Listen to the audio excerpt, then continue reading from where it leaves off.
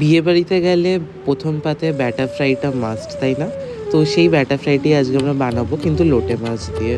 লোটে মাছের batter fry বানাতে প্রথমে আমরা লোটে মাছগুলোর মধ্যে একটু লেবুর রস, তার মধ্যে নুন, গোলমরিচ গুঁড়ো, আদা রসুন বাটা দিয়ে ভালো করে মাছগুলোকে 10 থেকে 15 মিনিটের জন্য ম্যারিনেট করতে হবে।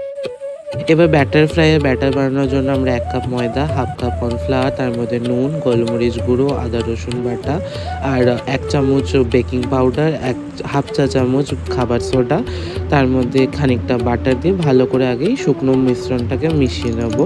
মেশানো হয়ে গেলে ওর মধ্যে একটা ডিম ফেটিয়ে আমরা এটাতে দিয়ে দেবো।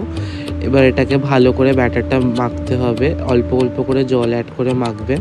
ব্যাটারের কনসিস্টেন্সিটা কীরকম হবে আপনারা সেটা দেখতেই পাবেন আগে।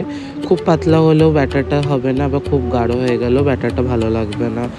এবার ম্যারিনেট করে রাখা মাছগুলো থেকে দেখবেন জল ছেড়ে দিয়েছে, সে জলটা আমরা সাইড করে ফেলে নেব। আর একটা একটা করে মাছ ব্যাটারে ভালো করে কোট করে একদম ছাঁকা তেলে এরকম ডুবিয়ে ভেজে নিতে হবে। যেহেতু এখানে খাবার সোডা, বেকিং পাউডার দেওয়া, দেখুন কি সুন্দর মাছটা ফুলে উঠেছিল। এরকম গোল্ডেন ব্রাউন হয়ে মাছগুলোকে ভেজে নিতে হবে।